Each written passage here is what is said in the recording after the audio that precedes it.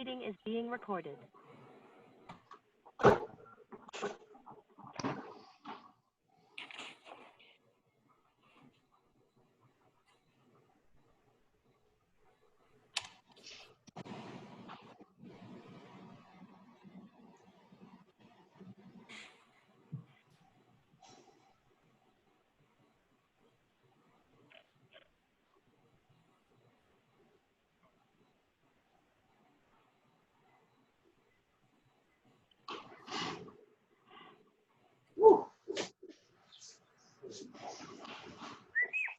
I'm in a class.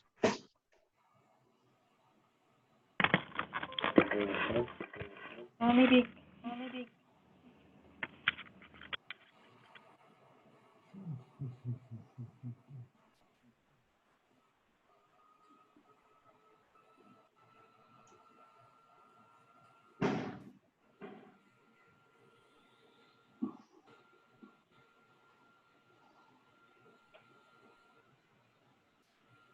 Yeah. Are you on video?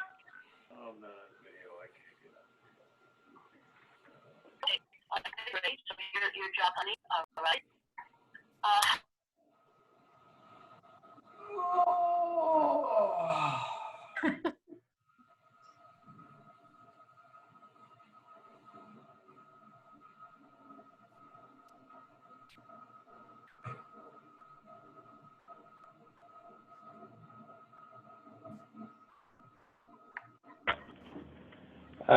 Hi, this is Tom Funstein with the IFTI.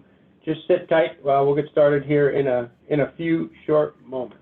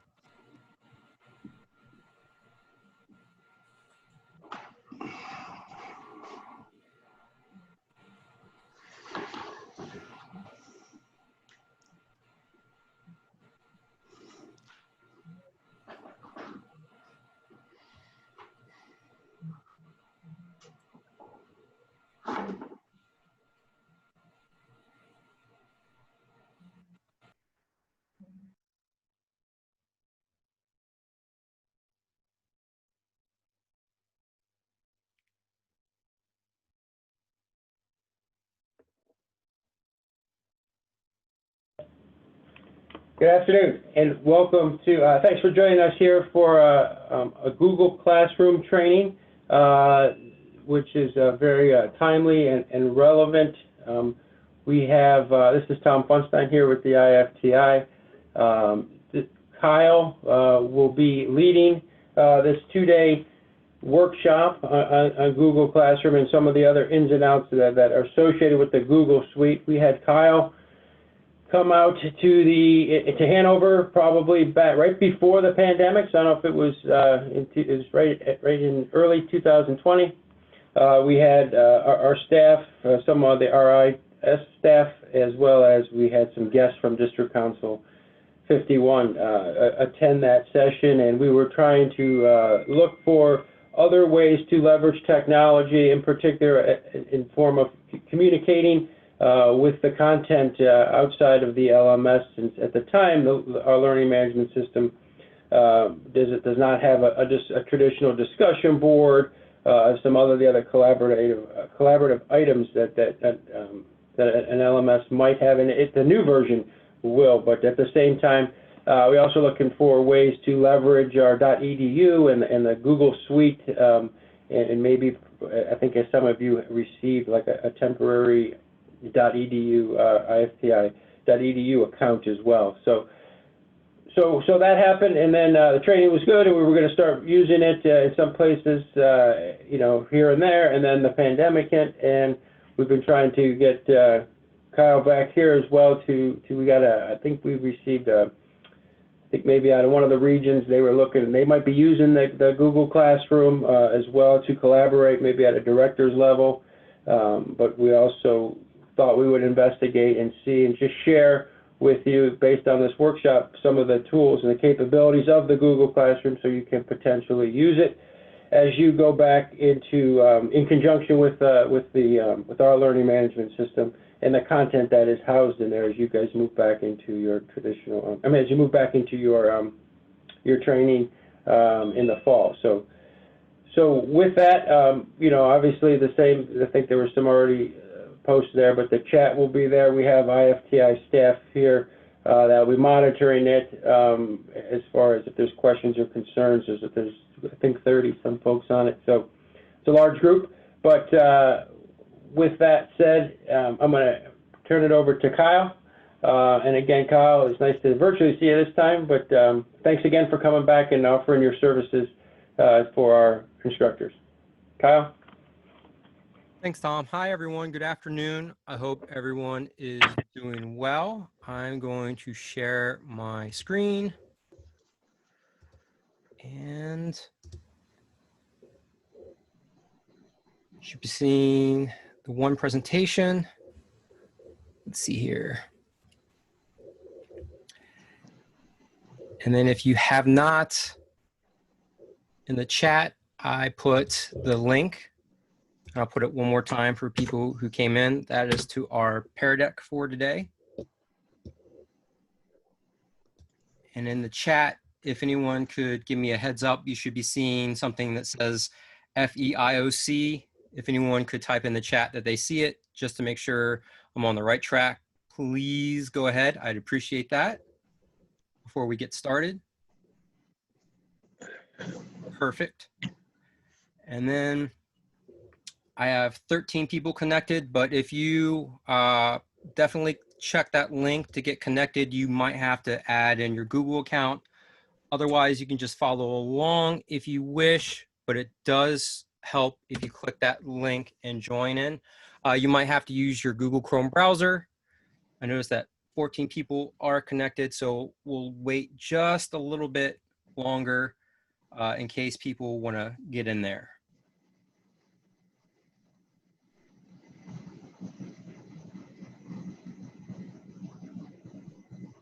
Also, I want to thank everyone for utilizing the platform prior to this.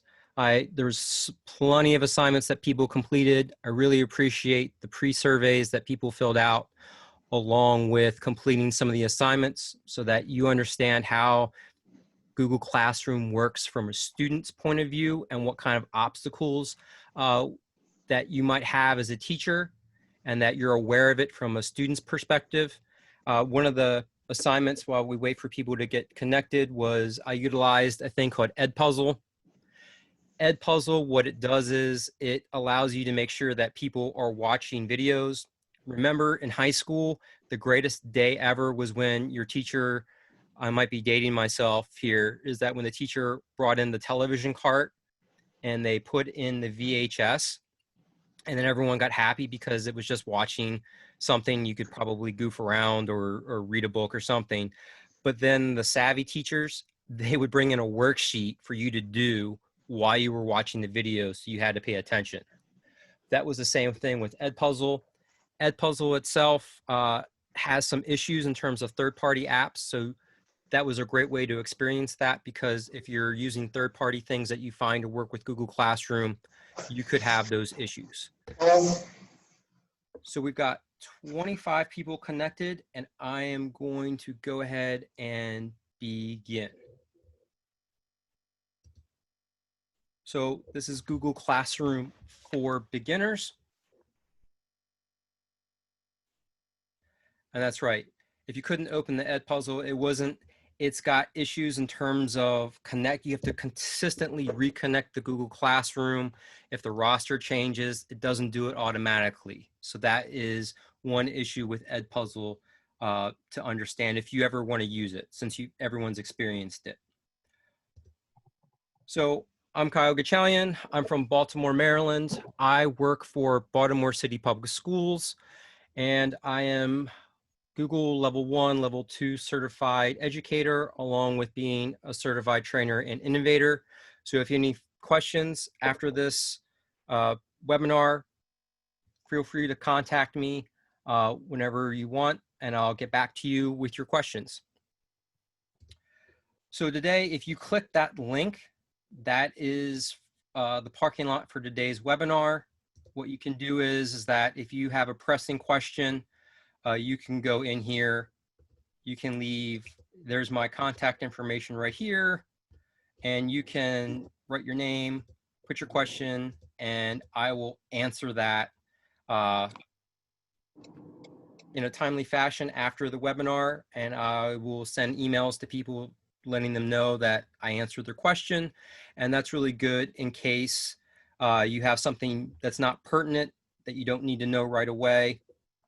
And I'll get back to you on that. So that is our parking lot for today. And I actually will share that out in the chat just in case people want to refer back to that.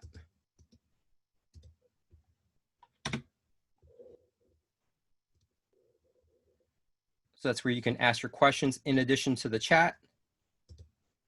And here is our agenda for today. So it's a lot. So we went through our parking lot. We'll demonstrate how to get to Google Classroom. Most people know how to do that. Join in a Google Classroom. We won't be doing the 2 assignments, but we'll create a Google Classroom, show you how to add students, discuss the stream, creating assignments in Google Classroom, the ability to write feedback to students and providing feedback, discussions in Google Classroom, making Google Classroom accessible. Some people may not be tech savvy, and there's a way to make it so all they have to do is just click on the assignments, and that's something you do on the back end. And then hopefully we'll get to the Q&A at the end. So our icebreaker for today is if you are in the Pear Deck, go ahead and move your draggable and show us where you're from. And at the bottom, if you're not from the United States, you can put it in the box down here, and I will show our responses.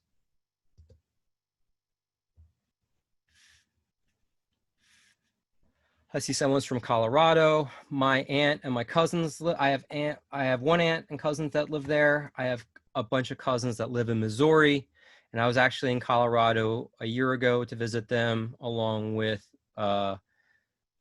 in addition to Missouri, I was in Miami in January.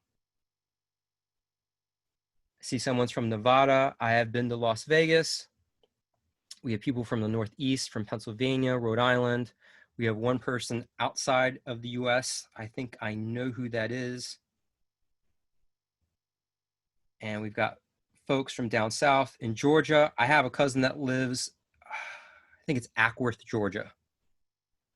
South Carolina.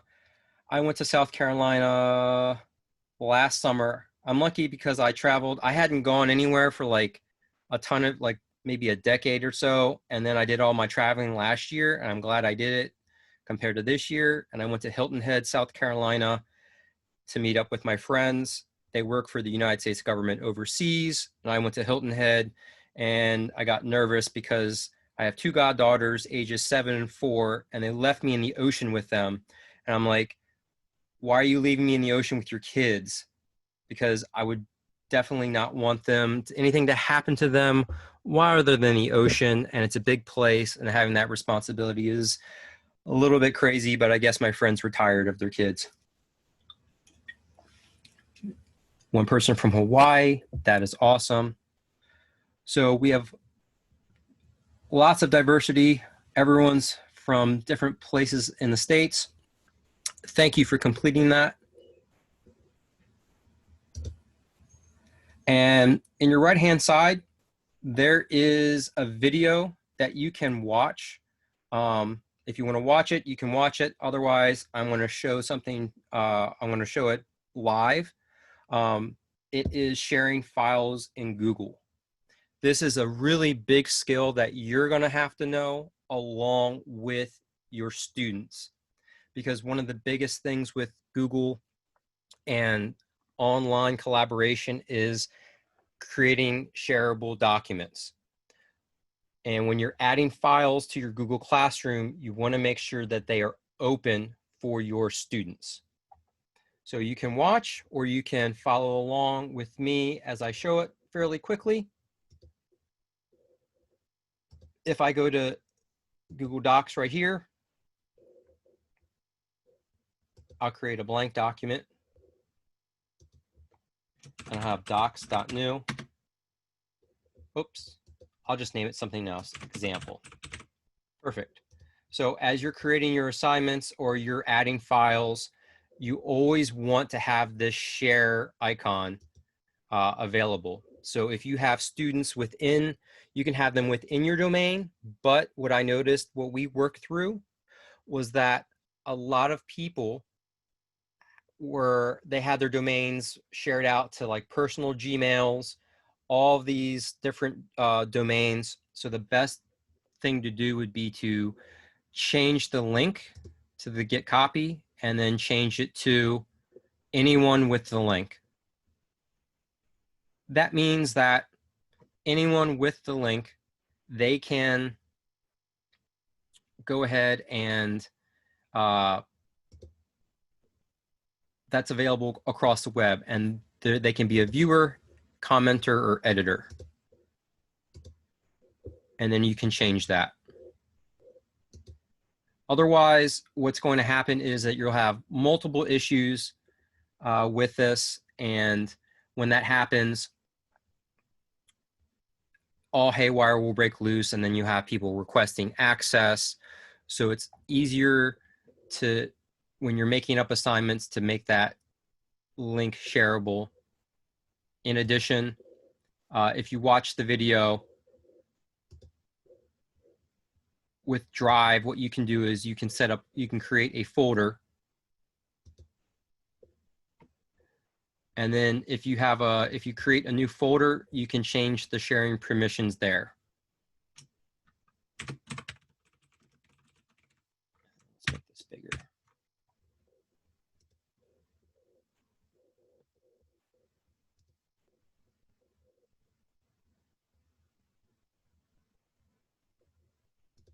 So then we've got this folder, and then if you share it and change it, the reason that you change it here to make it view anyone with a link is that you've made just life easier. It's like set it and forget it, because now if you work in this folder, everything here is now available.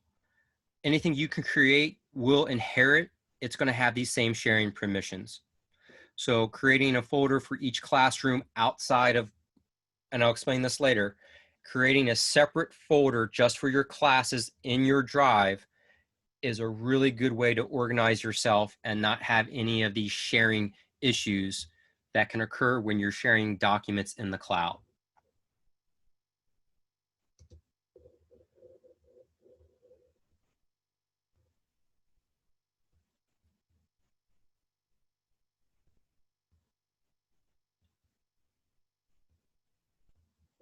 And then I'll give people a few moments to watch that video, and then we'll move forward, because then we're going to go to our first activity.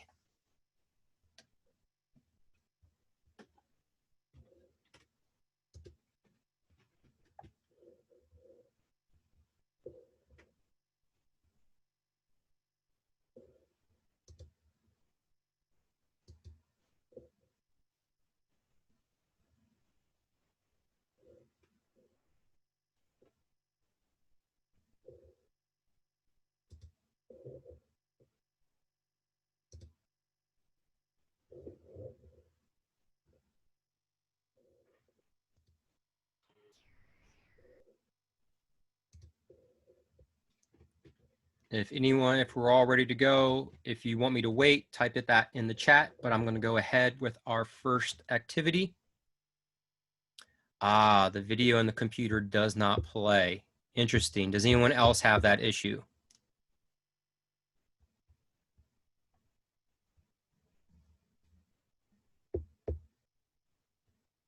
Same there. Okay. That does happen. So I will provide some assistance. Give me one moment. This does happen.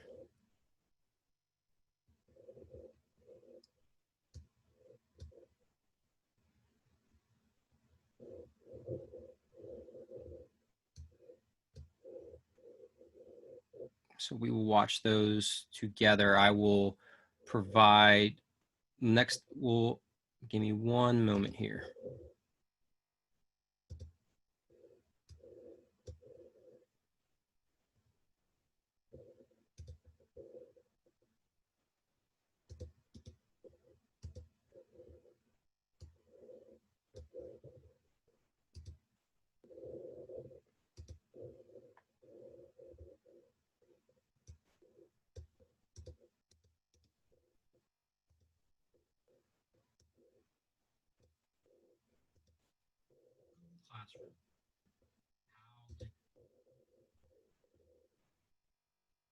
So let's get a new share.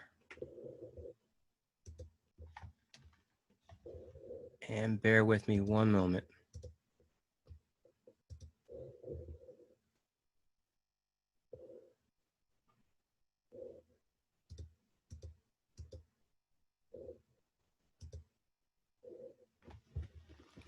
Everyone should see that video on, if you're looking in the Zoom, you can go back and forth from the Zoom, and let's play the video.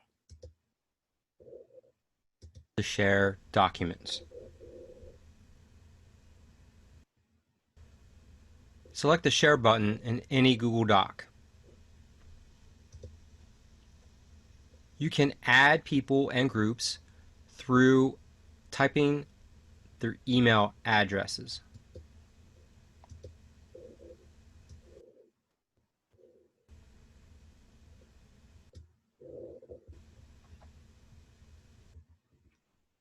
You can send a message when you share the document. You can change whether or not they are a viewer, comment only, or can edit the Google Doc. Select Send to add the individual. Select the Share button again. Select the Settings cogwheel. You can allow editors to change permissions and share, or change the options to download, print, or copy the Google Doc. You can also change the link. By changing the link, you can send it to other individuals and provide access to the Google Doc. You can make it restricted. Only people added can open the link, or you can change it for anyone with the link can view or edit. Here I pasted the link from the shared document, and now anyone who selects it can access the doc. In Google Drive, you can share entire folders.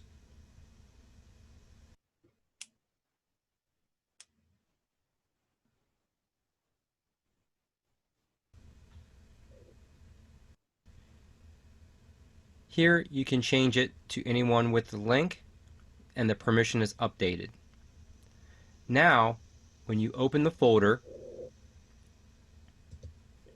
you can create a Google Doc, Google Sheets, Google Slides, or add any file, and it will take on the sharing permissions of the folder. This makes having files in the folder take on the same sharing permissions as the folder, thus saving you time whenever you create a Google Doc, Sheets, Slides, or Google file in the folder.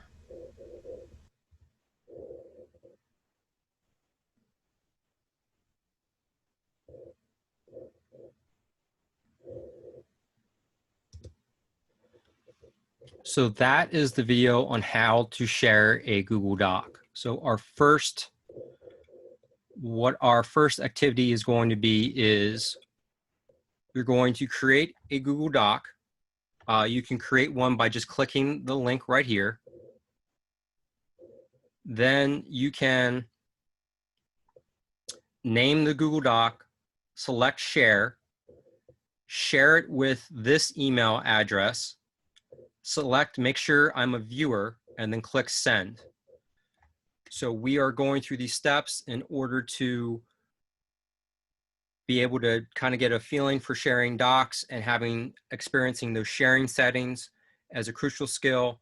And then if you're finished, go ahead and select finish so that I know where people are.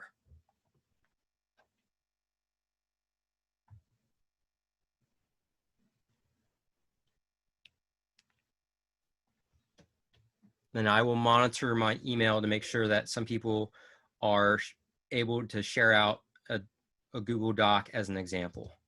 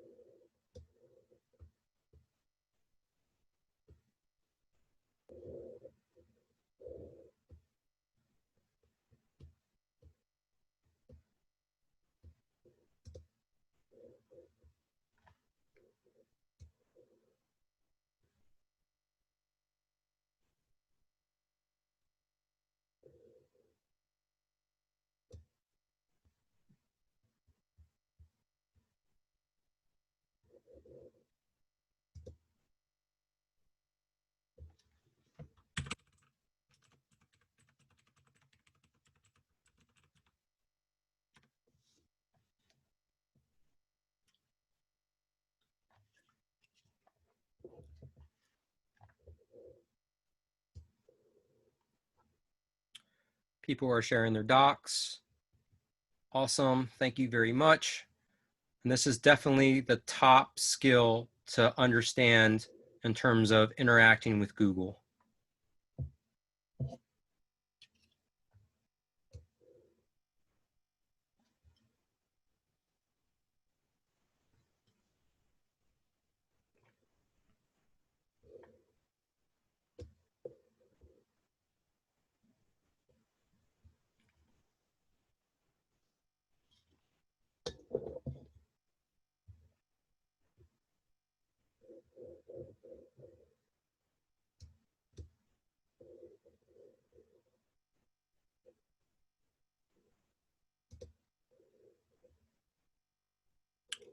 Viewer button. Okay, let's see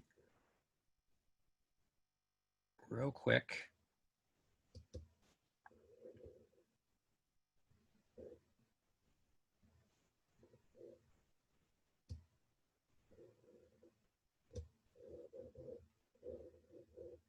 So under share, when you type in a name, it should be on the right-hand side, it should be viewer.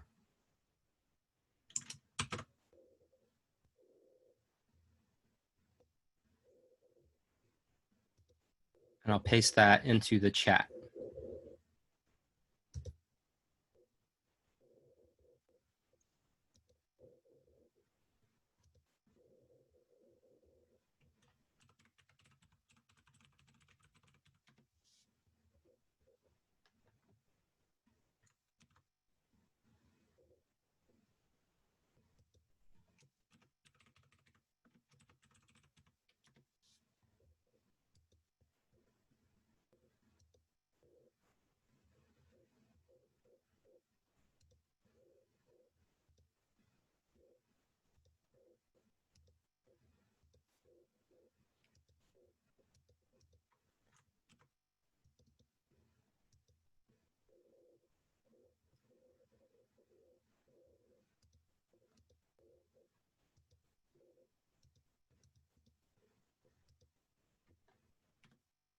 So when you add a person, you can, on the right-hand side, when you're adding them specifically, you can make them a viewer, commenter, editor. Viewer means they can just view, they can only view the document. If you're a commenter, they can make comments via Google. And if they're an editor, they can change everything. So sometimes you just want students to view something and you don't want them to have the ability to edit it. And then other times you want them to work on it. And then when you assign it to Google Classroom, sometimes it takes care of those settings for you.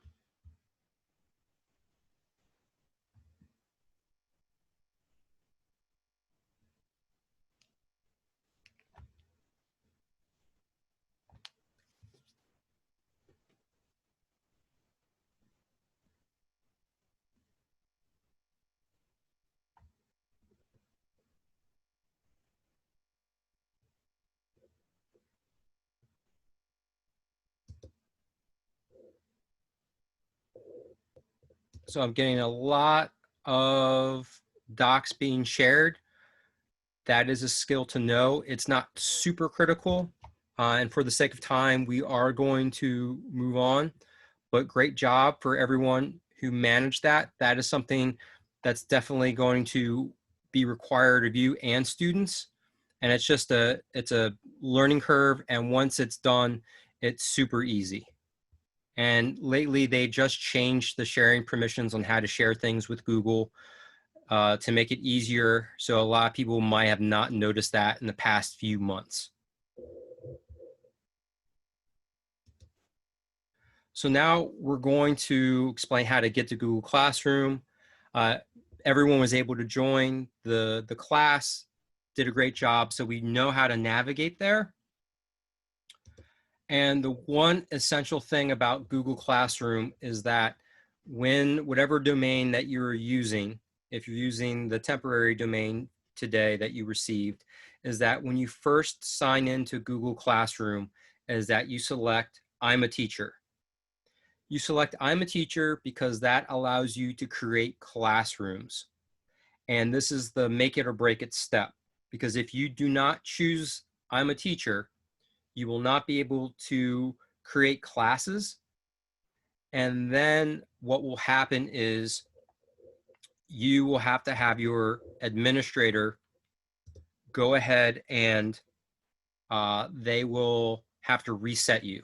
So life is not lost, but you'll have to go ahead and change it back, and you'll have to wait. So in this instance, you can join classes or create them, and a lot of times students will try to sneak in and be teachers too. So the IT department has to kind of be aware of that.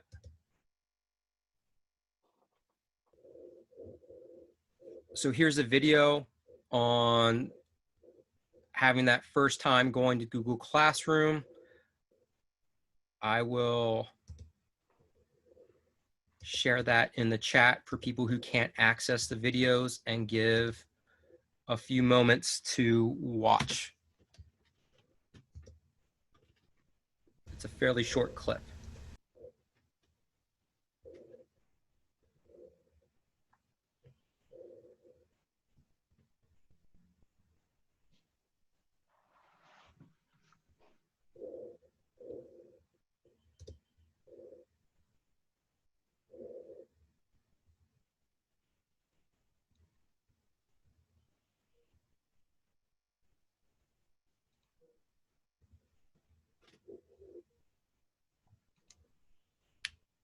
And then most of the time in Google Classroom, there's only one other option that we'll speak of where it's a make or break moment in terms of once you make that decision, you can't go back and edit it.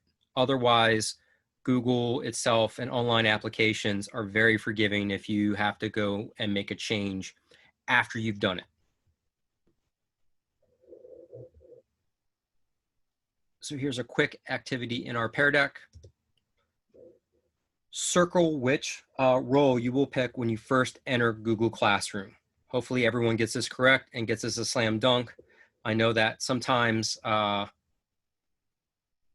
it's obvious, but I will admit, when the first few times I've done it on different domains, I was just rushing through it myself and I selected student by accident. Fortunately, I had edit capabilities on the Google Classroom. So I'll go ahead and show the responses. Perfect. So we had one person click there. I will go to grid view. Everyone is choosing correctly. Perfect.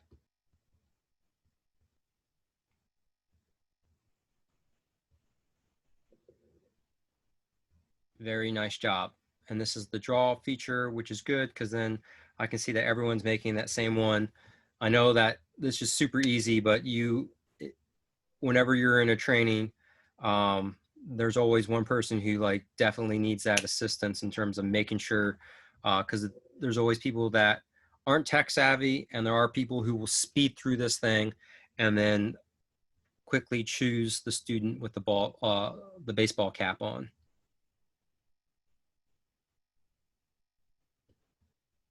So I think everyone's got it. Great job. So then here's our video of how to create a Google Classroom. This is by far our longest, one of our longer videos. And I will put that in the chat too.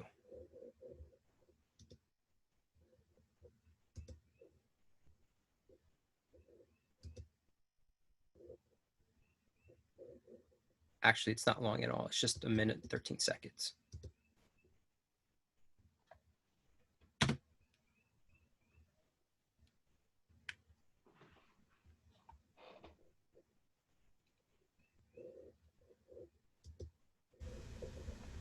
To create a Google So creating a Google Classroom, you simply go to the apps launcher, you'll select the Google Classroom icon, and it'll put you in instantaneously. Sometimes you have to do the logins correctly, and you might have issues with which account you're using, so those could be issues too. Otherwise, you click the apps launcher, it might ask you, are you a student or a teacher? And then you're in, and you press the plus button.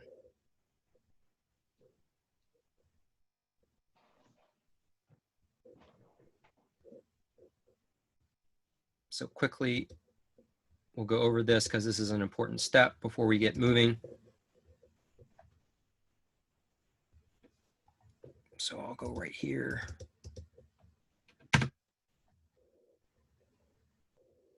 It's not the right link.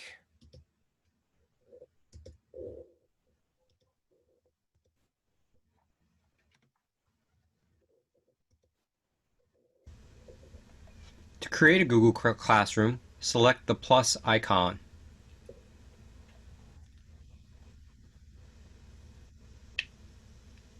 Select Create Class.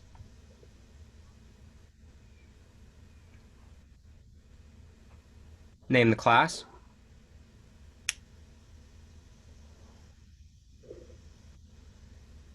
Enter the section, subject, and room. Section, subject, and room are optional. Choose Create, and your Google Classroom is now created.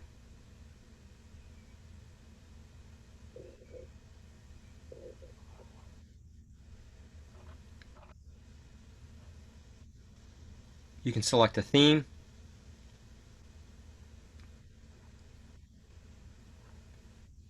and begin to personalize your Google Classroom.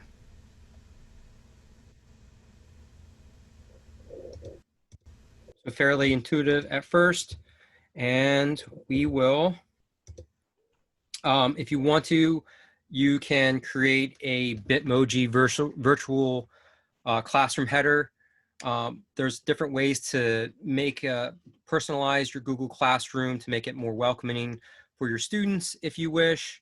Personally, I make an animated GIF, but this is going through lots of different ways that you can change your banner, and I will put the copy of this virtual header in the chat, because this is all the rage with educators is Bitmoji virtual headers if you're tech savvy.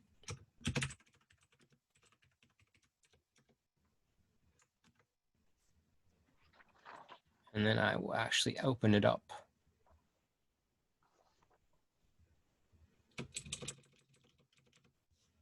People find it fun too. There we go.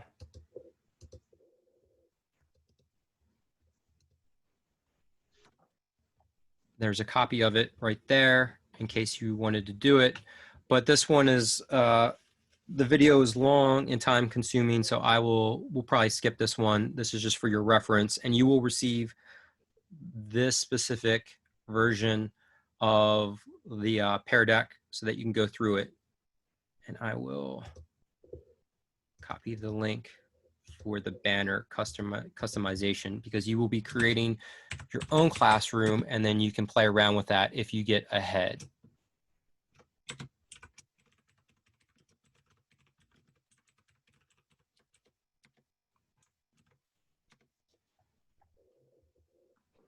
So that is available.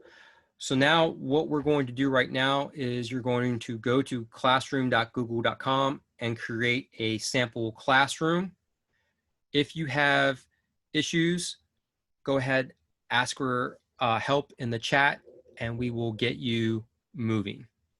So we'll probably provide I'll put a timer on for about 10 minutes, and I will put that, you can access Google Classroom through the link in the chat, just in case you can't navigate towards it.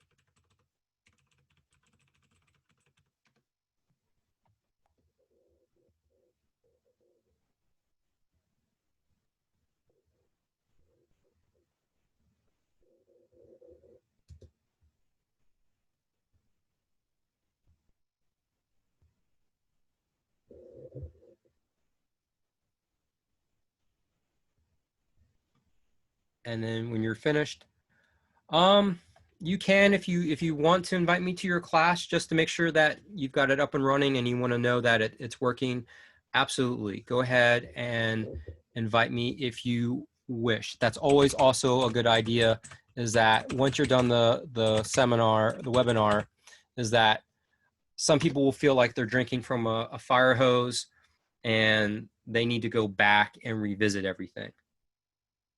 And that's okay too. That's how everyone feels when they're trying something new and different. And then if you're finished, go ahead and answer that in the pair deck.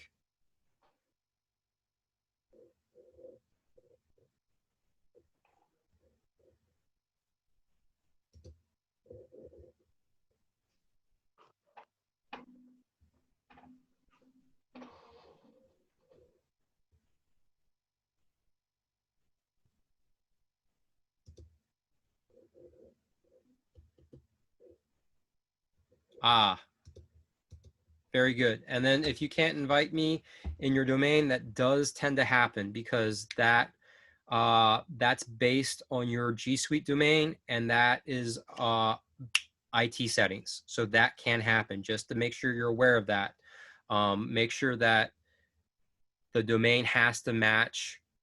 Sometimes the settings allow for outside email addresses, and sometimes it doesn't. So don't worry if you don't have that option.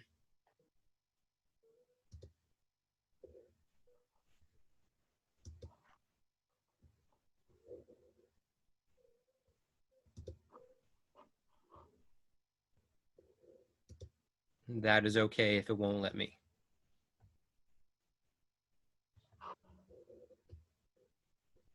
Actually, probably can't because my domain, I know that for a fact my domain is locked. So don't worry about that.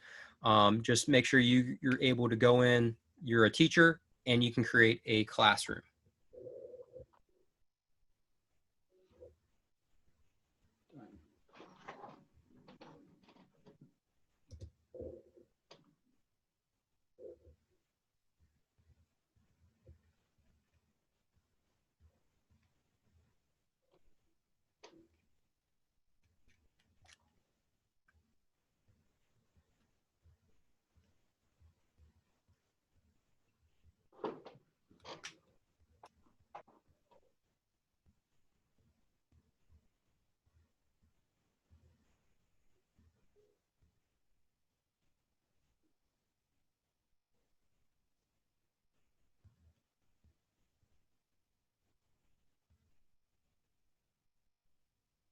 So Lisa, when you, for,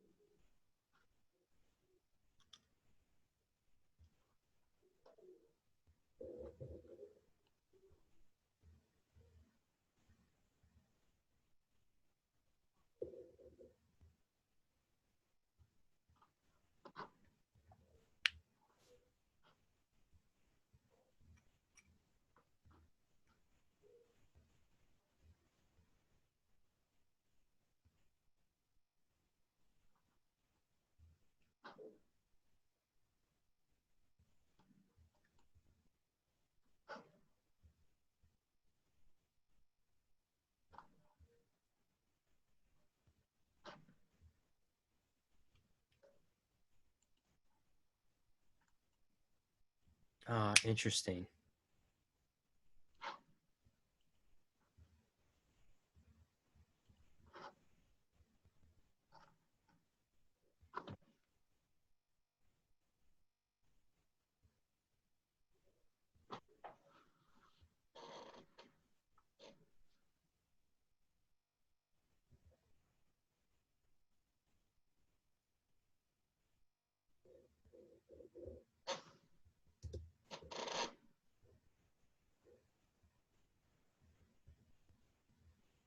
And also with Google, it can get confusing in the Google Chrome browser, making sure which account that you are selecting to. So sometimes when we started remote teaching, people were getting confused because they were selecting multiple different accounts. So you have to be aware of the accounts that you are utilizing and accessing Google Classroom.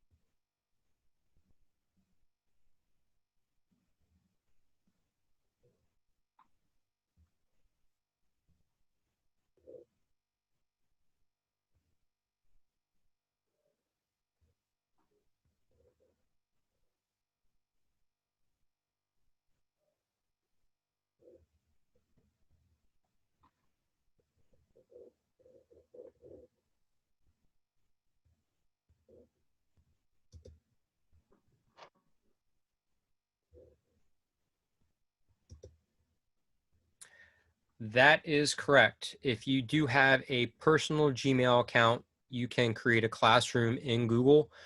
That option is absolutely one way to go. The only thing is based on, it depends if it's, you can create a personal Gmail. The one issue that we had, at least from a school aspect, is that you get different types of options utilizing G Suite for education along with protections. So if you use a personal Gmail account, you don't get FERPA benefits or privacy or the same type of encryption compared to a Gmail account. So a Gmail account, it's going to let everything flow outside of it. So it's going to be registering all kinds of data and cookies on different websites. But that's just that is a preference you can do if you want Gmail.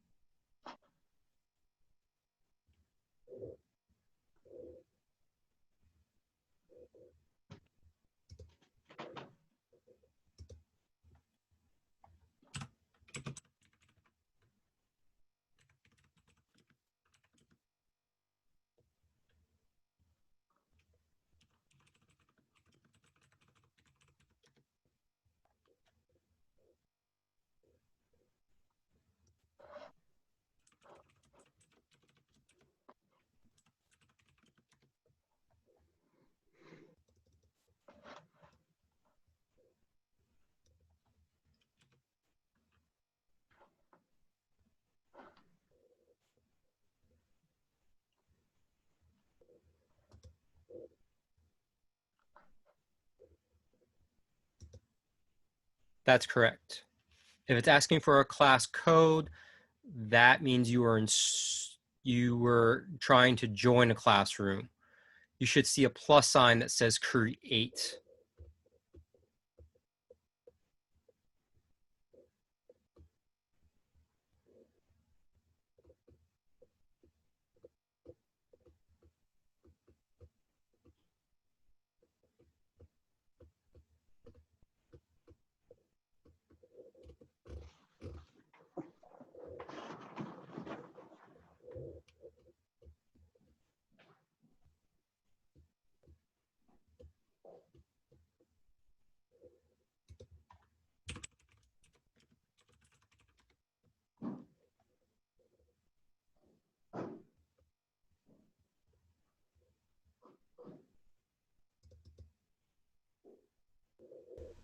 This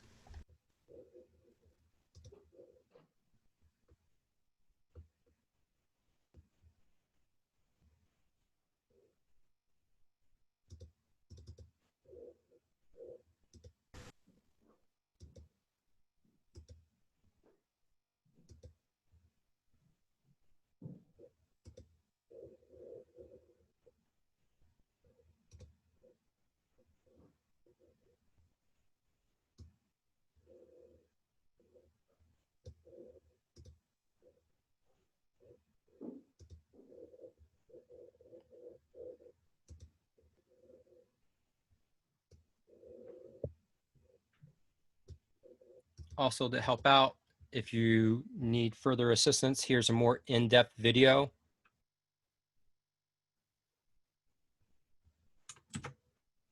in the chat that's available in case for further steps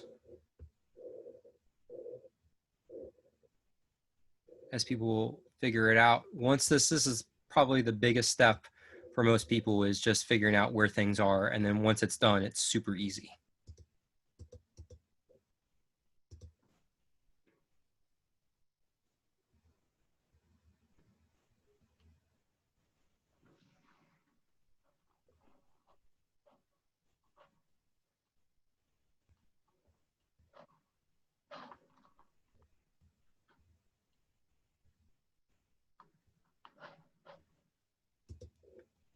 Good question. So Jason, you probably want to use a different Gmail account.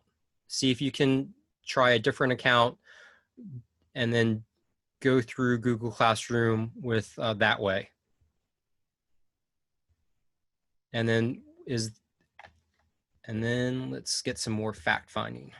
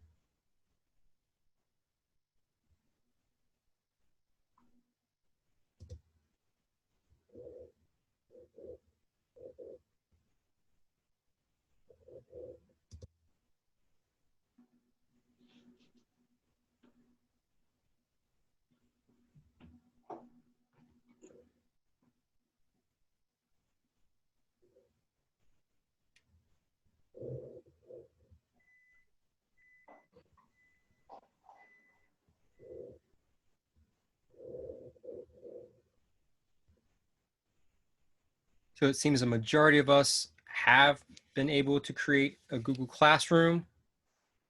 If not, keep working at it, and then we will have time at the end to troubleshoot why you wouldn't be able to create a Google Classroom. But you can create one via your Gmail account if you have a personal Gmail. If you selected student, you will have to have it reset by your administrator. So once that's located, file location is that you are going to, in your Google Drive, you're going to have a folder called Classroom. They don't say Google Classroom. They don't say anything. It's not very detailed. It just says Classroom. And that's going to be found in your Google Drive. That's where you're going to have students set up their folders. All of these things are going to be incorporated in there. Best practices is do not touch that folder. So if we look in Google Drive, you have it here, Classroom. I've got AP Physics, AP Bio, Test, Google Classroom. I've got assignments in there. Do not touch those. The reason why you shouldn't touch these things is because it's connected to Classroom and then things go haywire, things get lost. That's why it's best to create your own personal folders outside of Google Classroom and add those files in. Otherwise, things start to go haywire and get lost and sharing permissions. It's just better to keep this untouched, and that you're also aware of where it's located. So that's the file location in Google Drive for your Google Classroom. You can edit, copy, and archive a Google Classroom. That is something that's up to you. I'm going to describe why you probably wouldn't want to copy a classroom.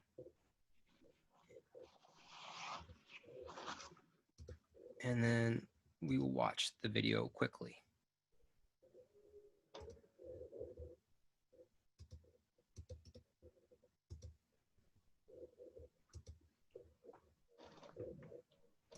Select the ellipsis on the class card, select Edit.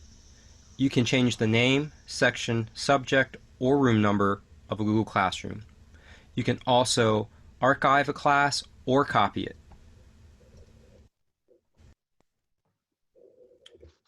So you can edit, copy, and archive a Google Classroom. You can't delete a Google Classroom. It's going to be there forever. So just be aware, but what you can do is you can name it. You can change the settings at any moment and edit it. If you wish to copy a classroom, you can do so. However, it copies all of the assignments and all of the files, and now it makes a copy of that file. So the issues with that is that, again, if you ever make changes, you'll say, oh, hey, I made a math class, and you'll edit the original file, but that won't affect the copied file. So most of the time, best practices is that you only use copy in a classroom in an emergency. Otherwise, you have to edit, instead of editing one file, you'll have to edit separate files, and it gets really confusing, and you'll lose things, and it just becomes a headache. Basically, it's like a yarn ball. So if you take a string, you've got one, that's fine. But if you get more strings, it's going to get clobbered together, and it's going to be hard to figure out which one you want to use. So I suggest best practice is not to copy. You can restore and archive Google Classroom in any moment. You basically go to the main menu of Google Classroom, and you'll go down to the main menu and go into the archives and go and retrieve it.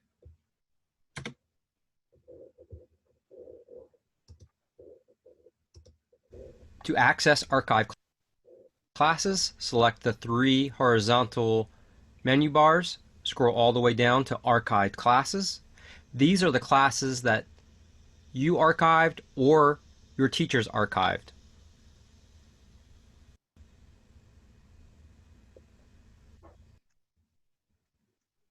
You can select the 3 dots. You can move, copy, or restore a class.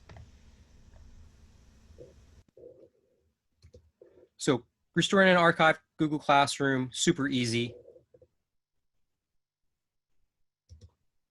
And now we're going to go ahead and start discussing grading in Google Classroom. So grading is very simple once you get the hang of it. A lot of you are returned assignments and just gave you, everyone did great on their grades and you received the assignments, they were returned.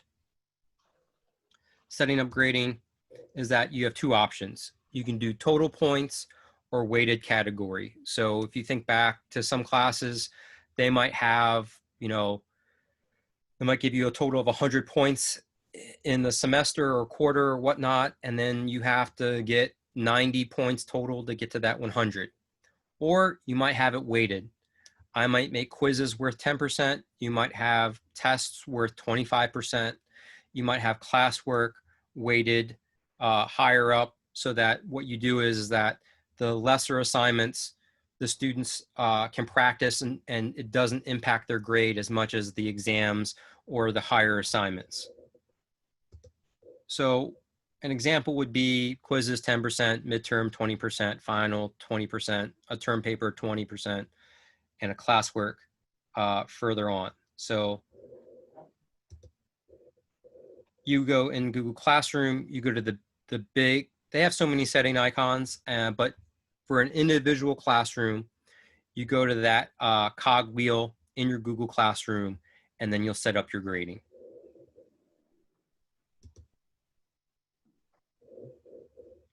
And this is how you're going to change individual assignments in a Google Classroom.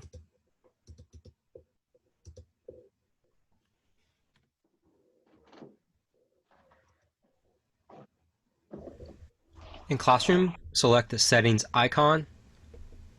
You can change class details. You can reset display, copy, reset, or disable the class code. Some students give the codes to other people and they join and they're not in your class. You can change the stream to students can post, students can only comment, and only teachers can post or comment. I suggest only teachers can post or comment. On the classwork stream, you can show different details. You can show deleted items and only the teacher can view that from the stream. You can change the Google Meet link. You can copy or reset it. You can also make it visible or invisible to students if you wish. And here you can change grading, you can show the overall grade, and you can change whether or not you're grading with total points or weighted by category. So grade calculation, you're going to have to create categories and then enter percentages. You have to keep adding categories or get to 100% and it self-calculates. You can do no overall grade or total points, and then you must save these settings. So when you're saving settings for an individual classroom, you can do that total points. You don't have to give an overall grade, or you can do weighted category. But if you make any changes, make sure that you're aware that it's not auto saving. Fortunately, it won't let you go anywhere unless you save it. So those are for individual classroom settings. Again, you can click no overall grade, total points, or weighted by category. And if you click weighted by category, you'll have to input those before you can save it. So that's up to you. You have different options on how you want to set that up for students in your classroom. So if you want, go into your Google Classroom and play around with settings. It's not the end all or be all, because remember, you can change it, but just get a feel for that. And when you're finished, go ahead and click done. And then we'll move ahead probably to assignments.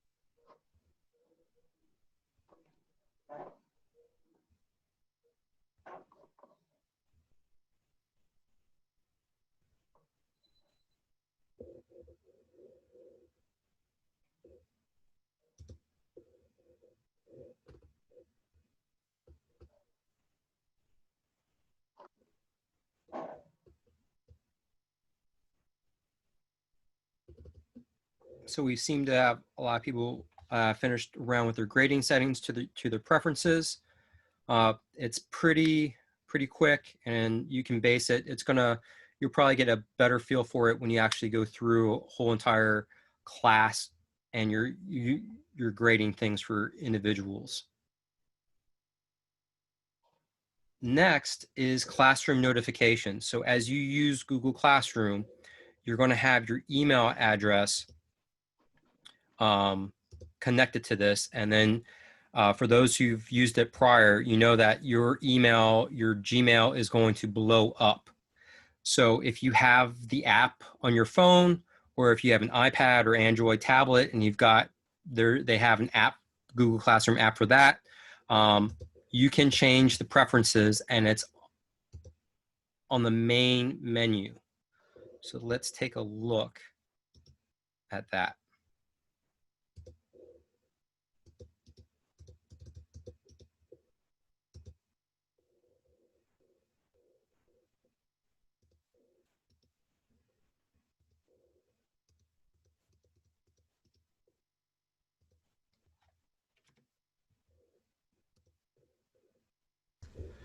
Google Classroom notification settings. Click the horizontal ellipsis for the main menu. Scroll all the way down to settings.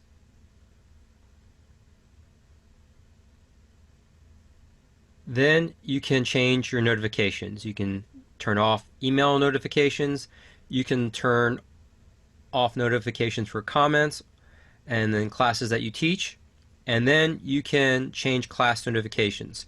So if it's a major class, you can turn it on, or if it's not that major, you can turn it off so that you stop receiving multiple emails and you're more efficient with your time. So that is classroom notifications. Basically, when you have notifications here, you can determine whether or not you even want to receive email. If you're that kind of person who wants to give students feedback immediately, you can be aware of it. Some teachers like to give feedback immediately. Students love receiving it. Otherwise, you can turn off email notifications because other teachers are more efficient because they know that at 6 o'clock or 7 o'clock or 5 o'clock every day, they know that they're going to sit down and review anything that's being turned in. So you can change whether or not you receive email notifications overall. You can take a look at the comments and you can personalize what you want to receive. So if you want to monitor comments on your posts, comments that mention you, private comments, or classes that you teach, you can change it to meet your needs or how often you want to be communicated. In addition, we'll talk about this in the stream in a moment. I always turn off students' abilities to post in the stream, and we'll get to that in a second. So these are the notifications found under the main menu area of Google Classroom. Adding a co-teacher is pretty simple. When you go to people, the people area in Google Classroom, you'll see the people icon right here. You'll click on people, and then you'll click on select the invite teachers icon. It'll pop up when you hover around it that says invite teachers. It looks a lot like the sharing of a Google Doc. And then you type in their name or email, and then you just select invite. And they have to accept your invitation. So that's adding a co-teacher to your Google Classroom, and they have options of creating assignments and grading assignments. So if you buddy teach with someone, that's a good way to break up the work in a Google Classroom.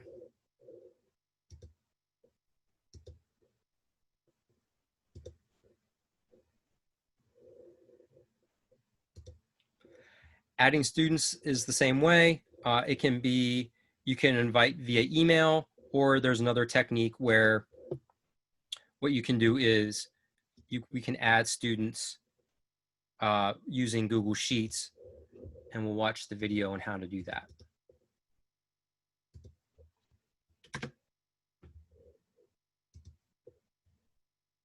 To add students, select People in Google Classroom, select the Invite Students icon, type in the student's name or email address. They will pop up in search results if they're in your G Suite domain, and select Invite. An email has been sent to the student for them to accept or decline the invitation.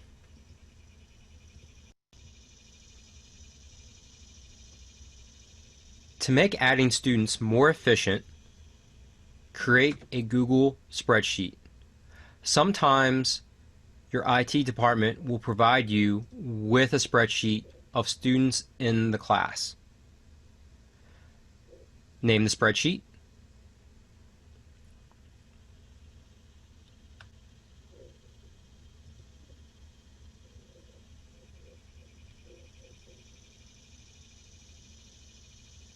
Sometimes you can enter the student ID number if that's the naming nomenclature of your G Suite domain.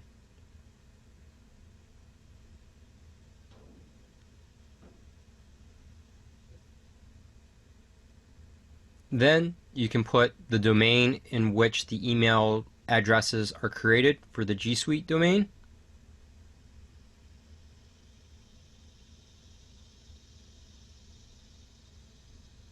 And then copy down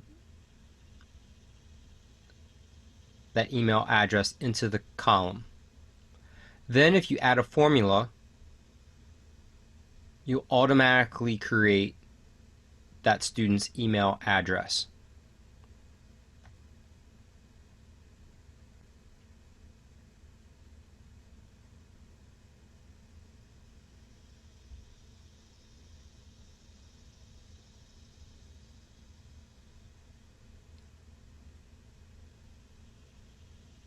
Then you can select the cell, it'll copy that down. You can press Control C to copy all of the email addresses.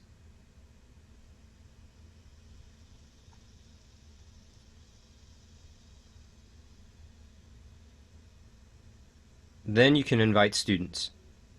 By pressing Control V, all of the email addresses are pasted, and you can bulk add students. Click on Add Recipients, and there are all the students to be added.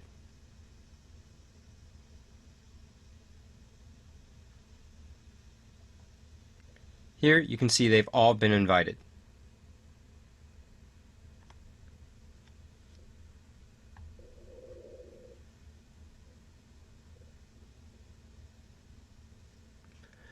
You can also have students join the class by providing them with the class code.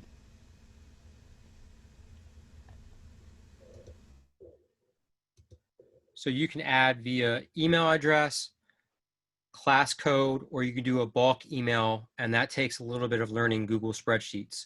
One thing to know is that if you get advanced with Google, knowing sheets and understanding formulas can really make your life more efficient and easier. So for example, sometimes I have to email 100 teachers. That does happen. And that if you have to, I can send a personal email to 100 people using Sheets. So just a quick information, Sheets is a way to get that to make your life easier if you wanted to learn a skill or if you already know it.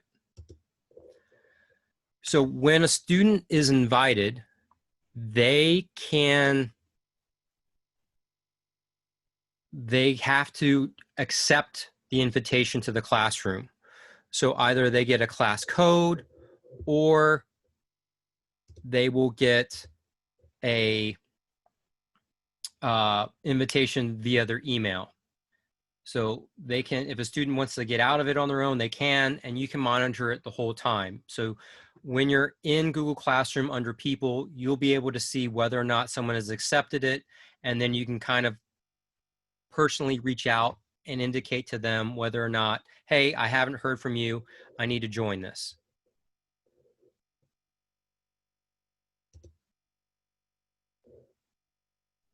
So we'll click this, we'll skip this just because we are getting closer to what we really need to get to in the final half hour, which is creating an assignment. So we'll skip these. I'll quickly, briefly go through the stream. The stream is, it's just an announcement. And what happens in the stream is that if you constantly make announcements, it's just going to get garbled. It's going to be huge and confusing, and that's normal. So don't be worried about that. They added the stream as a way for communications with students. So if you have, it's just for announcements, whether or not you'll be meeting somewhere like a video conference.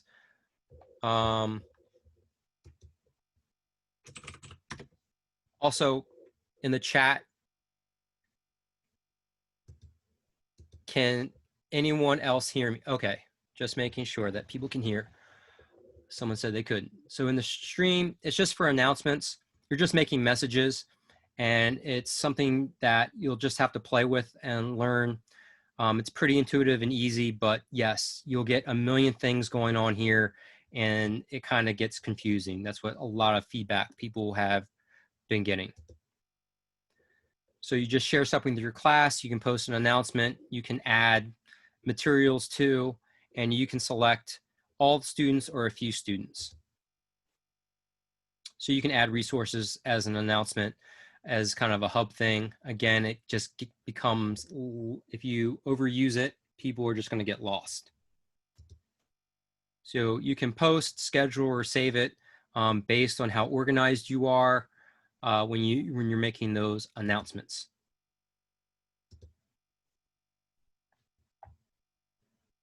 And then you can move them up or down based on what you need. So if there's something important, you can move it to the top. And that's okay. We are a little bit pressed for time, and we want to get to creating assignments in Google Classroom. So you've created a Google Classroom, and now you're at the point where you want to create classes. So this is the really important step for today, is that leaving with the ability to create an assignment. So what will happen is that when you do create an assignment, you will get a menu like this, and it's going to ask you to title your assignment.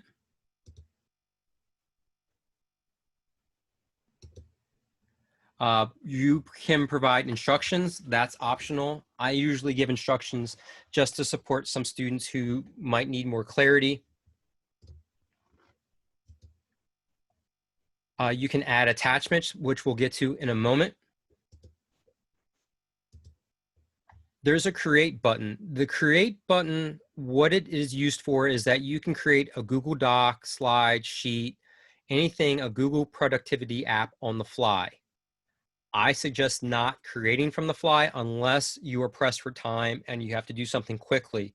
Why? Because that file is going to be lost in the Google Classroom folder, and then you'll have to go in, find it, and it could create havoc with what's available and all the sharing permissions. So that's kind of a at-need moment when you use that create button. And then what you're going to end up doing, you can assign it, and that's going to let you save it, schedule it, or discard it. So say you wanted to work on it later, you could always save it as a draft, and it'll be there later on.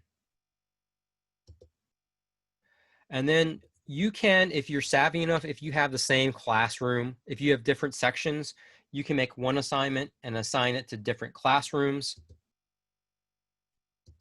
You can select one student, all students, or a group of students. So if you wanted to do some group work, you could assign that. You can add it to a grade category. So if it's a quiz, if it's a test, or an essay, or you want the students to complete a project, which most likely you'll be doing, that's where you would change the grade category. You can add points. You can create a point value. You can add a due date. And then you can create a topic. I always suggest making a topic so that you're organized and the students know where to go and you can refer to a specific unit. They also have rubrics now. Rubrics are okay. Basically what a rubric, what it does is allows you to create the criteria like you did A, B, and C, so you get full credit. I usually use rubrics to tell students what they missed. This forces you to use a rubric to grade. Many teachers don't use a rubric to grade things. They just give a rubric as a way to essentially give feedback quickly to a student so they're aware of where they were making mistakes. So the things that you can attach when you're creating an assignment, it can be a Google Drive file. You can link a website as materials. You can add a file from your computer as a local file, or you can add a YouTube clip. One suggestion is that you always add that YouTube clip. Make sure you watch it to make sure it's good, or even better, create your own videos. Because sometimes you think the video is great and halfway through people change it to like a movie or even worse. Some teachers have posted a YouTube clip and then all of a sudden it is not what they thought it was and the teacher got into trouble over it. So make sure you're selecting videos that are meaningful or that you create, because if you create it, then you can put it on your YouTube and maybe your channel gets hot and you can start revenue streaming. Here's an example of that rubric. You put in criteria, you use it. You don't have to use it for scoring, but rubrics are kind of, they've just added it and it is kind of in flux on what it looks like.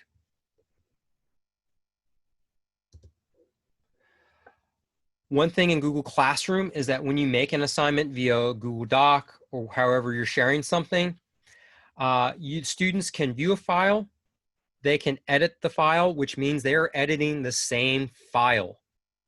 That can be dangerous because imagine getting one piece of paper for the entire class. That can work if you're using it for groups. So if you want a group of students of 5 students to create a presentation using a Google slide, you would create this assignment and then assign it to only the specific students. But most of the time, you make a copy for each student. Your make or break option here is that you can, once you edit the assignment, once you assign this, you cannot go back and edit whether the student can view the file, edit, or make a copy.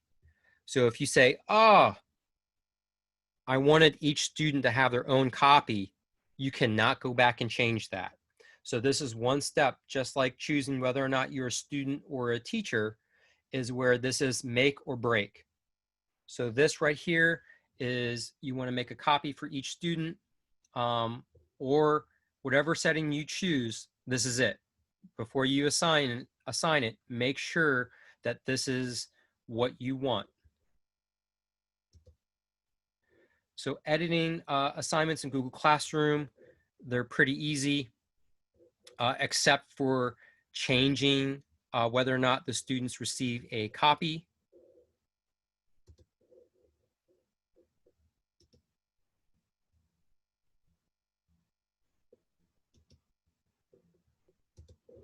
So quickly we'll see this.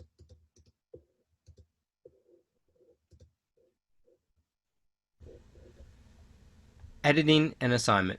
Once you've assigned the assignment, you can always go back, select the ellipsis, and select Edit. Here you can add further materials, change the assignment, even create a Google Doc, slides, or sheet for the assignment. However, you cannot change whether or not a student will have the ability to view the file, edit the file, or receive their own copy. Select Save, and the assignment has been edited. So editing an assignment in Google Classroom is super quick, super easy, but remember, you cannot change whether or not the student can edit, view, or receive a copy of that file. We'll skip this one. Basically, you cannot make a copy. You can't change it once you've set it in stone. If you have students who need extra materials or extra help, you can individualize the assignment so you can make it easier for the student or harder based on their needs. You do have that option if you're assigning this assignment into one Google Classroom. If you assign it to multiple classrooms, you can only set it to all students. So just be aware of that. So there's the example. You can have it for all of your students. You can select one student, and then you can create, if you want to do, you could assign it to 2 or 3 students for group work. So that's how that would work. Creating a quiz assignment, it gives you that option. I suggest you do not do that. The reason being is that it adds extra code it's using Google Forms, and it creates, first of all, it's going to create the assignment inside the classroom folder, which is going to be tedious to go back and find it. As much as you want that quiz assignment to be useful in there, you can do it. Just be aware that using it again will be difficult, and then it does add code. So if you want to manipulate the Google form, it's going to be tough. But that is an option for a quiz assignment. It allows for grade importing, but if you use a Google form outside outside of Google Classroom, and then you just add it, you can do grade importing too. However, if you're not on if the G Suite isn't on the same domain, grade importing will not work, and you'll have to just input the grades by viewing the assignment outside of Google Classroom. So you'll look in the actual quiz itself, and you can look at the results and see what students were scoring if you're using different email addresses. So just be aware of that too, that grade importing can be wonky if you're not using one domain, or if it's not set to the correct domain, if it's not open to other domains. So creating assignments in Google Classroom. I'll put that in the chat just in case, because this is the big one that we're going to probably work on for the rest of our time today. And then we'll go ahead and watch it.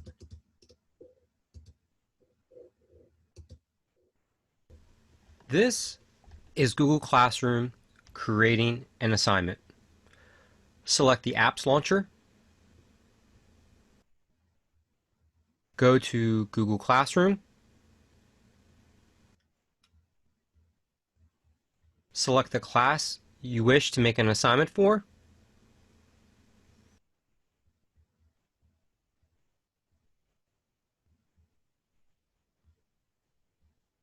And select classwork.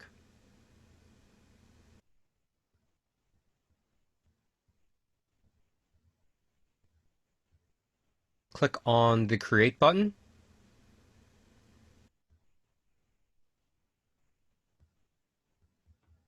And now you have options. You can make an assignment, a quiz assignment,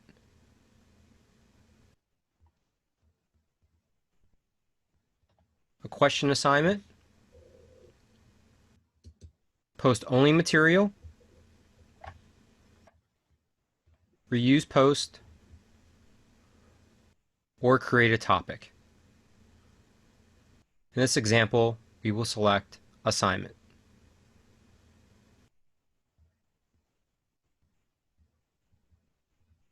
Enter the title of the assignment.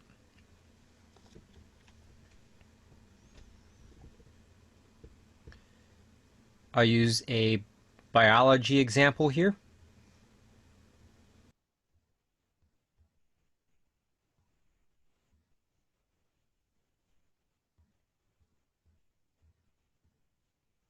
And then include instructions. Instructions are optional.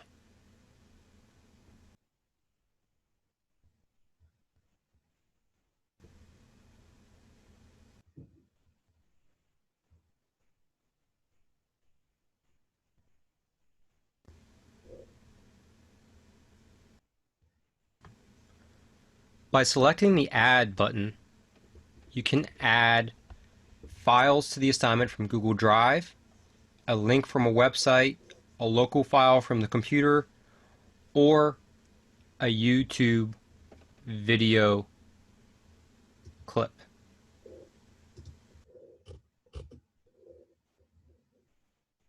Here I'll select Google Drive, select My Drive, and have a folder. Folders with all of the materials for your classes are highly important. Therefore, understanding how Google Drive works is a skill that will benefit you the most when creating Google Classroom assignments. You can access Google Drive from the Apps Launcher by selecting the Drive icon, or in the Omni box, you can type drive.google.com. By selecting the New button, you can create a folder for organization in Google Drive. The new folder must be named. You can select cancel or create.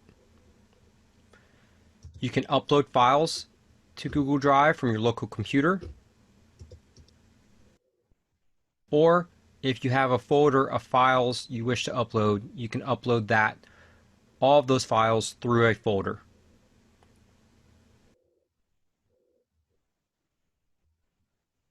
In addition, you can create a Google Doc, a Google Sheet spreadsheet, or Google Slides presentation from here, along with forms, drawings, mind maps, sites, Jamboard, or Google Apps scripts. In Google Classroom, we'll select the AP Biology folder and select the Electron Transport Chain Google Doc assignment. Here, you need to select either Student View, Student Edit, or make a copy for each student. Most of the time, you'll select make a copy for each student. If you do not select that option, you cannot go back and edit it. Therefore, make sure to select make a copy for each student at this point. I selected make a copy for each student. I'll add a link to a website, in this case Biology Junction for students. And I will also add a YouTube video for students to watch. These are to the website and the video or resources for students included in the assignment.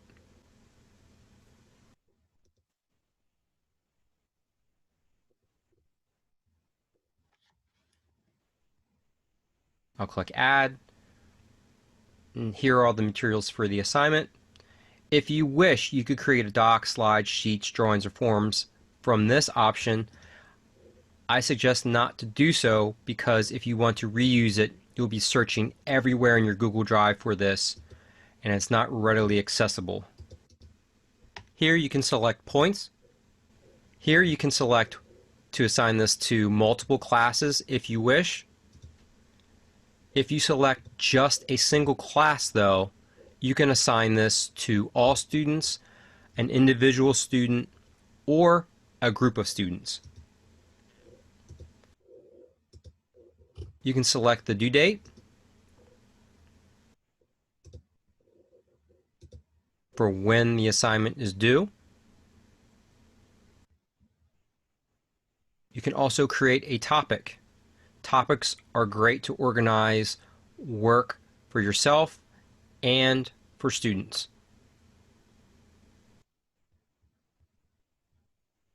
You can assign it immediately, schedule it to be assigned, save it as draft, or discard it if you desire. I'll select assigning, and now the assignment is assigned to students.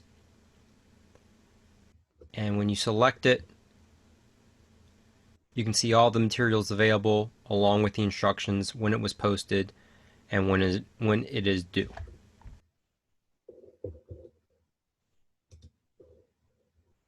So assignments are basically organized. One of my colleagues is the thing about making things efficiently is that if you teach a specific class, it's all about organizing your materials, getting them into your folders.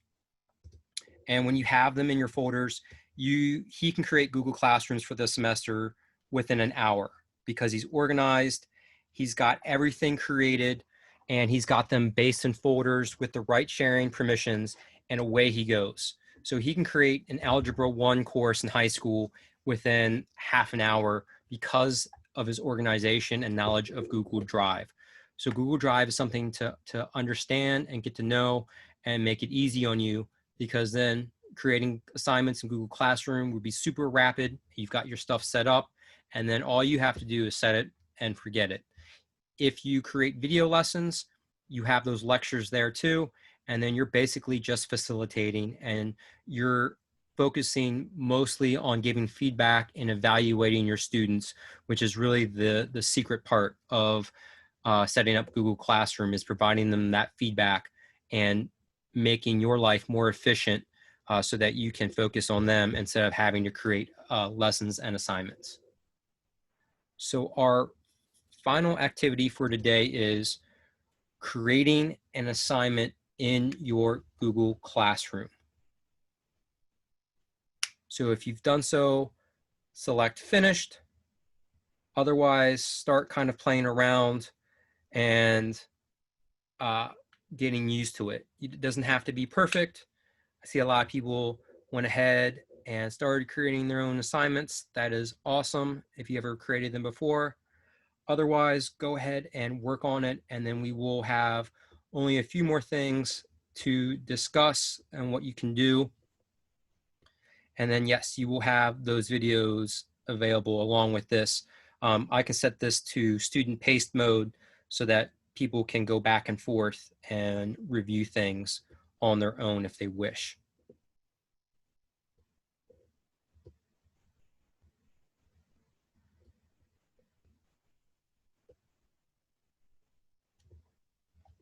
And if you do have questions, please go ahead and ask.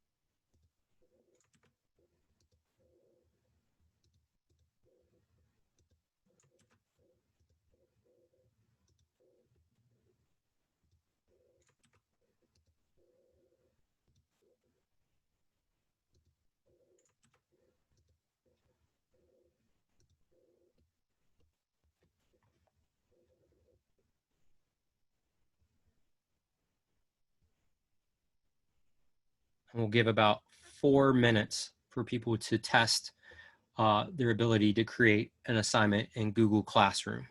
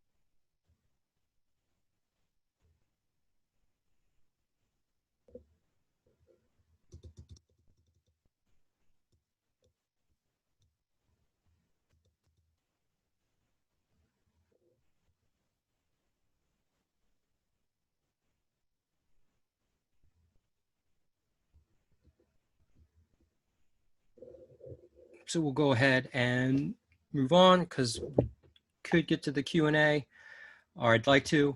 So you can copy a classroom. I suggest you do not do that because you're going to be walking around trying to find all of your files and it's going to be lost. That is a big, huge hurdle for people who want to do copies. I know it's really, that looks like it's going to be easy to do and it's great and you can get by with it. But just so that you know that if you have one file, you want to make it in Drive and then reuse it every time you make a new classroom, because that file, any changes you make to it, those changes will be made there. If you make a copy, you're going to have several copies of that same file, and then you'll have to edit each file separately. So copying, again, is like one of those last ditch efforts. We'll keep going through this just for time's sake. Grading assignments, you'll come in, you'll go to student work under the classrooms, and then you can click on whatever they submit. And that is where you'll enter, you'll go ahead, you'll have a place to enter the grade, and then you can return it to the student. The one thing to be aware of is that the student can resubmit as many times as they want. So you have to indicate, hey, it's great, you can resubmit all that you want. I gave you the first grade and that's all you're going to get. So hopefully they might change that option, but you can have a student with high effort keep resubmitting. So that's up to you. If you want to regrade it and give them and keep that new grade, go for it.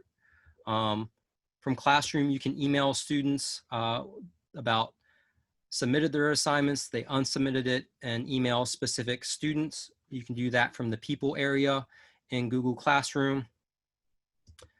At this point, that's the Google Home going off. You can email them, and if you're a traditional person and you want to do annotations, you can do so. You can download the Google Classroom app for Android or iOS, and then what you can do is you can handwrite comments for your students, and it saves it as a PDF and it creates a second file. So that video is there for your information.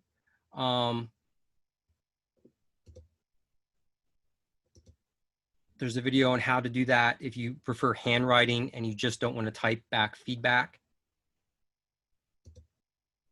You have a question assignment in Google Classroom. That is just for a quick check for understanding. People use it all the time, but it's confusing because there's different things that occur in there, that there's 3 places they can answer and it can be confusing, but you do have that option and there's a video there. It's not that critical.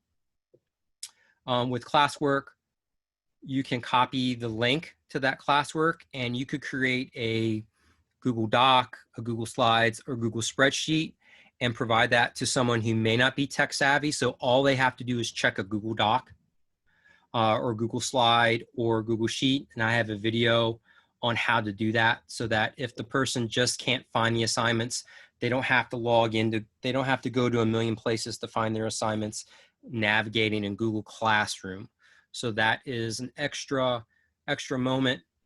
And then here's a website, apps that work with Google Classroom. What I really do suggest is that instead of paper-based assessments, especially this is what we're doing for students in art, music, and non-typical academics, is that we ask students to learn how to record video. And then, so your Google Classroom assignment would be, I have this project for you to do hands-on. While you're doing it, record what you're doing, and then show the final product. And then that teacher can comment to that student so that it's just not book work. What happened during the pandemic was that a lot of teachers who were new to Google Classroom, what they did was they took all of their assignments, they scanned them as PDFs, or they made them something else, and all the kids were doing were digital worksheets.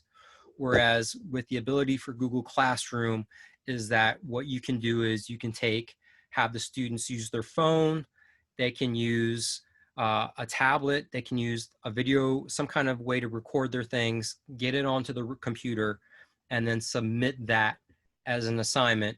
And then you can provide feedback verbally or with your own video back and forth to the student.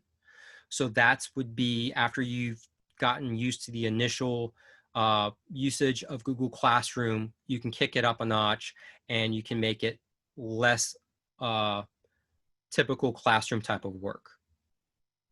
With that, we have 2 minutes left.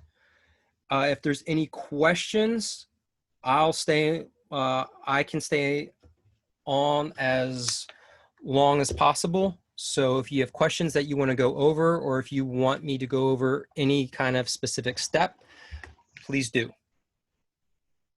I have a question. I've used Google Classroom many times, and I know from working with my staff who are tradespeople, a lot of it is going to seem like I don't know what this nonsense is, because this is not something I usually do. This is more of the technical side of things. And so early on, before this even started, I was using Google Classrooms as a way for my staff who are tradespeople to implement using. And one of the things I learned was there are 2 types of classrooms that you will create. Now, I'm not sure what everyone else does at their organization, but for me, say I have a coordinator who is a, what's a good one? Painter decorator, obviously. I create the classroom for my painter decorator. They are the co-teacher, and the reason being is once the classroom is created, if there is going to be 4 years for our program, I create 4 topics. That's one way of doing it. Under the 4 topics, you list assignments per year, or create an individual classroom by the apprenticeship year. So then you'll have on my screen like 30 classrooms. But in doing both ways, without showing you, obviously, it's hard without showing you what it would look like, it's easier to get the point across if I can. I'll send it to, I guess, Donna, if she's on. I don't see her. You there, Donna? I think it's... I'm here. Okay, great. I'm going to share my classroom with you. Or Chelsea, you can share your screen. Okay, great. I can share my screen. One sec. I'm sharing my screen just so that it makes it easier. Because I know with, like I said, the organization, it can be difficult in understanding what they're talking about. So share my screen. And I am going to share with you my Google Classes. Okay. Share. So this is what I meant by kind of setting up my classrooms. So when you set up your classroom, for me, if I go to the side, I did this while we were going through the process to see if it would work, because everyone's needs are different. So I created the classroom for the first year painter decorator. So when you click on the first year painter decorator, you obviously have the stream, that's everything that's going on. And then when you click classwork, and only thing I did here was take the catalog, because I'm trying to do this quickly, it's not what you would do, but I took the catalog course name from the LMS and I put it there just so that I can give you an example of what I mean by breaking it down to make it easier for you. By doing this, this is my first year apprentice, health and safety is the topic. These are all the assignments under the health and safety, kind of like our course codes. And then when someone turns something in, it's the same format.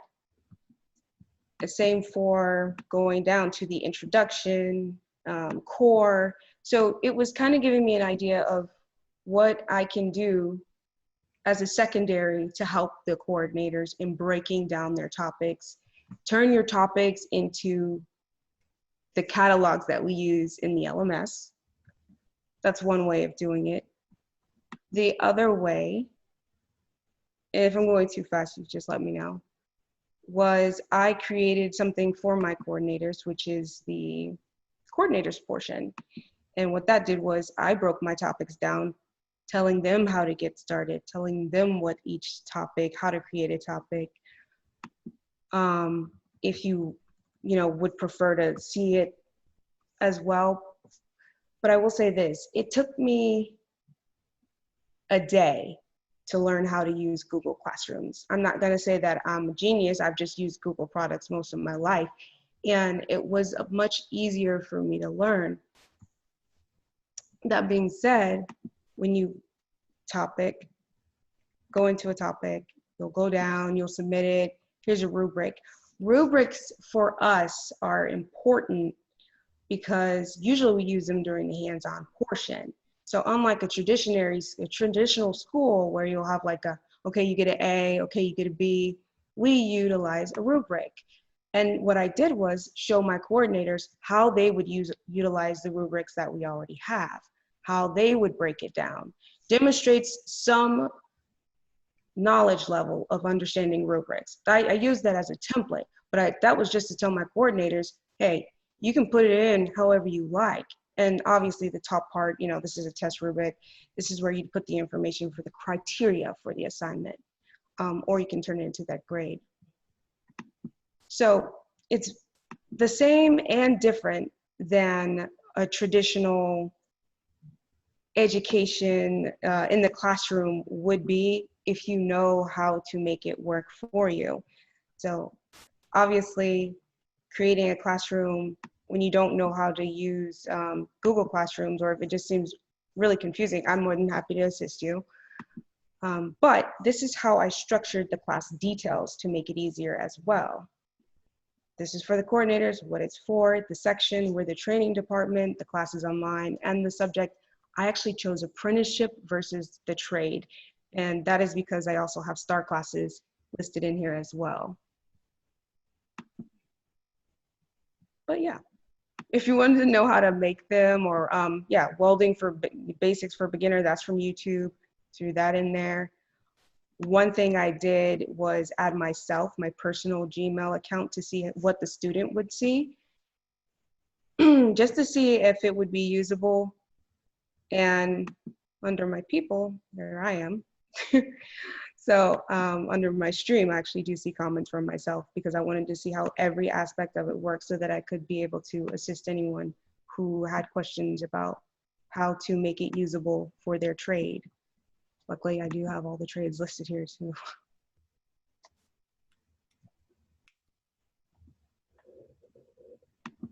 So yeah, but that's it. I feel like I sped through that.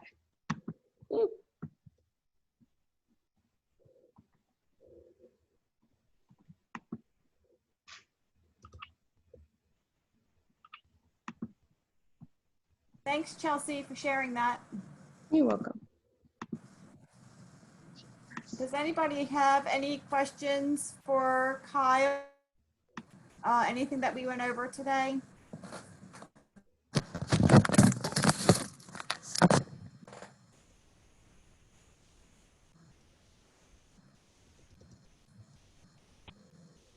Any questions, anyone? Nope. Okay, Donna, do you have anything you want to add before we end the session? Or Kyle? Yeah, maybe just a reminder that we created some Google Education accounts for the participants, and they were sent this morning. So if you want to practice, we gave you temp.ifti.edu accounts. So if you haven't received them, email FTI International. Then all the videos that Kyle used for this presentation will be uploaded in the FTI course code 1046. That's it. In addition, I turned on student paste mode. So if you wanted to go back to the Pear Deck and go over it on your free time, you also have access to that. And I'll be sending that in an email too, just so that everyone has an opportunity to go through that in their downtime if you wanted to go back and refresh. And if I went too fast, that you had time just to look it over. It is drinking like from a fire hose to get through all this in 2 hours. Other than that, I want to thank everyone for coming and participating. And hopefully, once you get used to it, it'll be, once you get over the learning curve, it's super simple. Just like Chelsea mentioned, once you start getting into the flow of it, it's easily manageable. And then if you're organized, you can create things very quickly. And then you're analyzing student work instead of building things.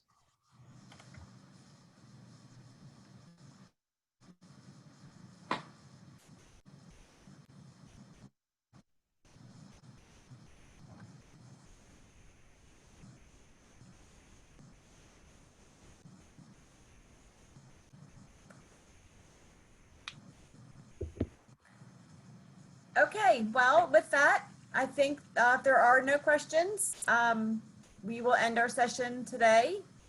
And, you know, please feel free to reach out if you do have questions as you're practicing with Google Classroom. Okay, thanks everybody. Have a great day. Thank you.